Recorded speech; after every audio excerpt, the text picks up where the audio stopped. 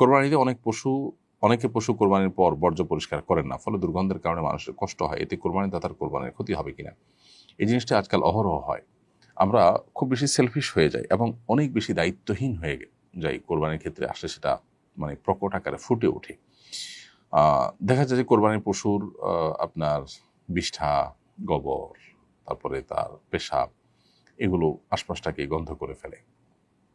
একজন কোরবানির দাতা, তার দায়িত্ব হলো এগুলোকে পরিষ্কার করা, একটি গর্তে সেগুলোকে বা যথাস্থানে সেগুলোকে ফেলে দেওয়া, যাতে করে কারোর কষ্টের কারণ না হয়, কোনো পথচারী, প্রতিবেশী বা অন্য কারোর কোনো কষ্টের কারণ না হয়। কোরবানির পরে দেখা যায় যে কোরবানির নাড়ি ভুড়ি এগুলো পরিষ্কার করে রাস্তার আশেপাশে যে কোনো জায়গায় ঢেলে রাখা হয়, যেটা ফলশ্রুতিতে পথচারীদের কষ্ট হয়, মানুষের কষ্ট হয়, এটা যেন না হয়।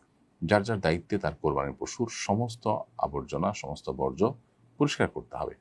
এটা দায়িত্বশীলতার পরিচয়। যদি এটা না করেন, তার কোরবানি কাগজে কলমে হয়ে যাবে, আইনত হয়ে যাবে, কিন্তু আল্লাহর কাছে গ্রহণযোগ্য হওয়া খুবই কঠিন।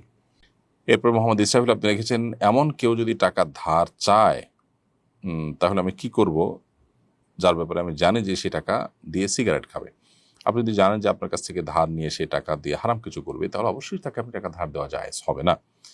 একলা পথিক আইডি থেকে আপনি লিখেছেন, বিদ্যুৎ অফিসের ক্যাশিয়ার পোস্টের কাজ হচ্ছে অফিস টাইম পর্যন্ত বিদ্যুৎ বিলের টাকা সংগ্রহ করার পর সংরক্ষিত অর্থ ব্যাংকের মাধ্যমে বিদ্যুৎ অফিসের অ্যাকাউন্টে জমা দেওয়া হয়। এই পোস্টে চাকরি করা হালাল নাকি হারাম? যেহেতু এখানে আমার মাধ্যমে ব্যাংকে টাকা জমা দেওয়া হচ্ছে, এটা হারাম হওয়ার কোনো কারণ নেই। আপনি টাকা তো রাখবেন নিশ্চয়ই, অতএব টাকা তো আর ক্যাশে রাখতে পারবেন না, সিকিউরিটির জন্য ব্যাংকে জমা করবেন। তো এটা কোনো মৌলিকভাবে নাজায়েজ বা হারাম কাজ নয়।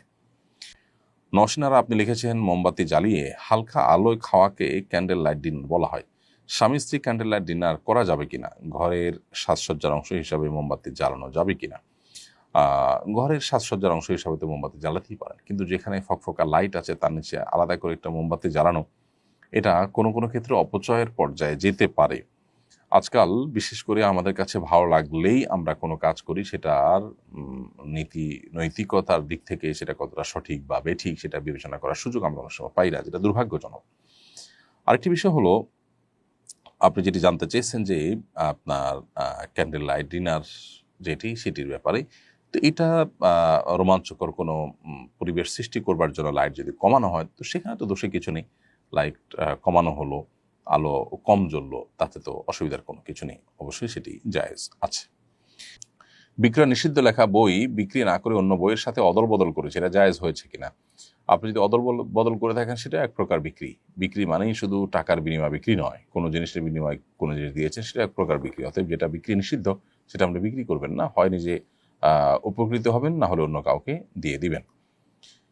মিশকাত কুইনি আপনি লিখেছেন এআইডি থেকে, আমার মেয়েকে হাফেজা বানানোর নিয়ত ছিল, মাদ্রাসা সম্পর্কে বিভিন্ন নেতিবাচক নিউজ দেখে ভয় হচ্ছে, আপনার পরামর্শ কামনা করছি।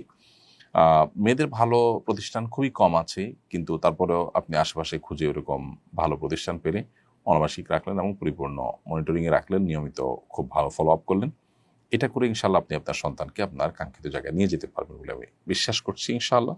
আর ঘরেও ভালো কোনো হাফেজা নিয়োগ করে বা টিউটর রেখে আপনি এটি করতে পারেন, এবং অনেকেই সেটি আজকাল করছেন।